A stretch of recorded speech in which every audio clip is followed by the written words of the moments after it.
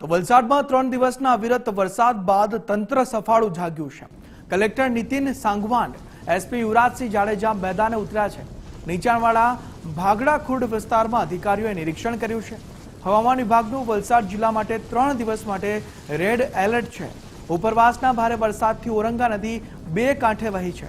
નદી કિનારાના ગામોની સ્થિતિની સમીક્ષા માટે અધિકારીઓ સ્થળ પર પહોંચ્યા છે। સમીક્ષા કરવામાં આવી છે। પૂર જેવી આપત્તિજનક સ્થિતિને પહોંચી વળવા વહીવટી તંત્ર સજ્જ જોવા મળી રહ્યું છે।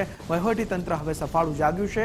વલસાડમાં 3 દિવસ માટે રેડ એલર્ટ આપી દેવામાં આવ્યું છે અને તેને લઈ અધિકારીઓ સ્થળ પર પહોંચ્યા છે। સ્થિતિની નિરીક્ષણ કરવામાં આવી છે, સમીક્ષા કરવામાં આવી છે સ્થિતિની। ત્યારે આપણા જિલ્લામાં રેડ એલર્ટ જાહેર થયેલું છે અને આજે પણ રેડ એલર્ટ છે। તો આપણે અત્યારે સ્થિતિનો જાયજો લઈ રહ્યા છીએ બધાએ। આપણી સાથે એસપી સાહેબ પણ છે, પ્રાંત અધિકારી ટીડીઓ શ્રી અને દમણગંગાથી, અને બધા અધિકારીઓ જુદા જુદા વિસ્તારોમાં આજે ફરી રહ્યા છે।